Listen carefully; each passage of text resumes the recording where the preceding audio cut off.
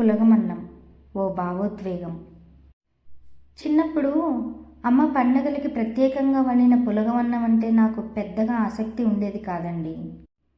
అప్పుడు నాకు పరమాన్నమే ముద్దుపిడు. పరమాన్నం తియ్యగా ఉంటుంది కదా, అందుకే దానివైపే నా మనసు వెళ్ళేది. కానీ ఒక్కసారి పులగమన్నం నిజమైన రుచిని ఆస్వాదించిన తర్వాత అది నా మనసులో ప్రత్యేక స్థానం సంపాదించుకుంది. ఆ రుచిని మర్చిపోలేకపోతున్నాను. అప్పటినుంచి పులగమన్నం నాకు ఒక అలవాటుగా మారిపోయింది. అసలేం తినాలనిపించని రోజుల్లో కూడా పులగమన్నం వండుకొని తింటే నిజంగా తృప్తిగా అనిపిస్తుంది. అసలు ప్రతి సాంప్రదాయ వంటకం ఎవరు ఎప్పుడు ఎందుకు కనిపెట్టారో కానండి, ఒక్కసారి ఆ వంటకంలోని రుచిని, పోషక విలువల్ని నిజంగా అర్థం చేసుకొని ఆస్వాదిస్తే ఆ వంటకానికి అంత ప్రాముఖ్యత ఎందుకు ఉందో స్పష్టంగా తెలుస్తుంది.